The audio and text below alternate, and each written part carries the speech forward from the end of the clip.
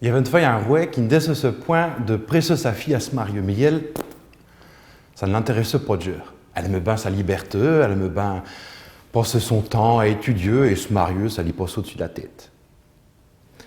Et puis un beau jour que son père te corps à la cnille pour qu'être rechequin, il lui présente des princes.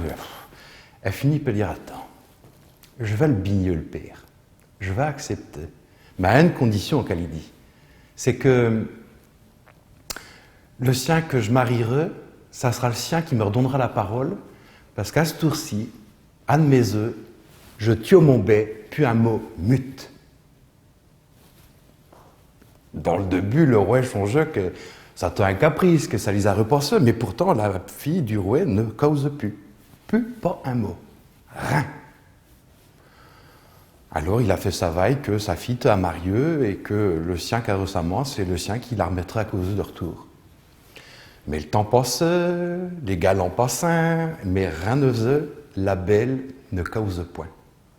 Tchoukfa, il venait du monde qui était intéressant, bien sûr, qui avait de la connaissance, il causait un qui prêchait bien, mais Yen ne voulait point se marier, mute. Le temps passait, les plus riches passaient, on commençait avec du monde un petit moins riche qui tentait chance, tout. Mais plus que le temps passait, et plus que le monde qui venait, ça était du monde qui ne va le rein, ou du moins qui n'avait un rein. Et il est venu un jour un petit patou. Le petit patou a demandé à tante sa chance. Le roi n'a même pas regardé le patou, en temps normal, mais là, devait le monde défiler, c'est sa fille, ça arrivait à la faire causer, pour petit pas. Alors le petit patou fut enveillé dans la chambre de la belle. Ils tinrent tous deux. Il y avait une table dans le mi-temps, d'un côté il y avait la belle qui taillait là à coude, et sur la chair de l'autre côté, le petit patou siétit. Pas un mot, lui non plus.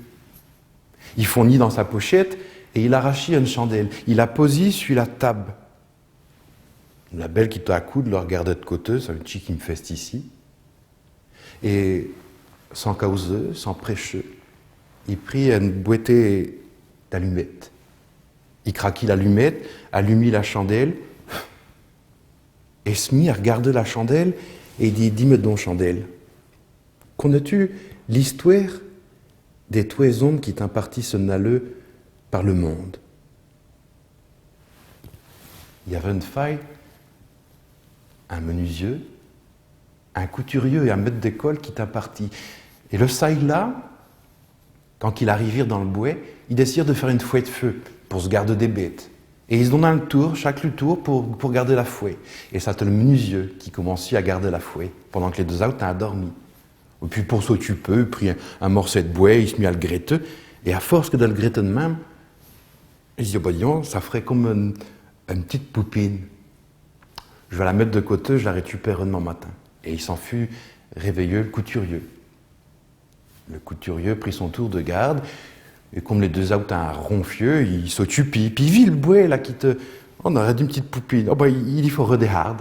Alors le couturier, qui avait tenu un pillot qui te museux dans sa pochette, il le prit, et il se mit à faire des hardes à la petite poupine. Quand il fut cheat, il a regardé, il a trouvé vraie belle. Il dit, je la récupère demain matin. Et il pousit la poupine au côté de la fouet. Et il s'en fut d'éveiller le maître d'école. Le maître d'école qui s'ennuyait quand il vit la poupine. Et il dit, tiens, je les apprendrai bien à causer à cette latte. Et il les enseignait tout le restant de la notée à causer. Si belle aussi bien que quand le soleil se levait, la petite poupine, elle cause, elle prêche. Mais quand le menuisier et le couturier s'éveillèrent, qui voulaient récupérer l'ouvrage qu'il avait laissé le saille, et qui virent la petite poupine qui était là, chaque le tour disait, c'est un maille. Le menuisier dit, c'est maille qu'elle lui dit, c'est maille qui lisait donner la forme, c'est un maille, je la garde. Mais le menuisier dit, non, c'est maille qui l'ai rendu belle, c'est maille qui les a fait ses arbres, c'est maille qui la garde. Et le maître d'école dit, vous utilisez, non, c'est maille qui les a enseignés à cause, c'est maille qui la garde. Puis c'est le maître d'école qui a eu l'idée de se détourner vers la petite poupine et de dire, petite poupine, au chic, tu veux te naleux.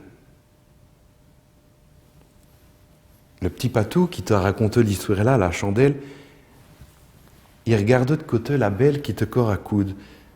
Mais son adulte corps chômé a regardé le patou, a regardé la chandelle, et la princesse muette dit « La poupine a dû choisir une maître d'école, parce que c'est lui qui les a enseignés à cause d'eux. » Alors la belle se mariait le petit patou. Et on dit que si elle accepte, c'est parce qu'elle savait, elle, que la parole te la demeurance de l'âme.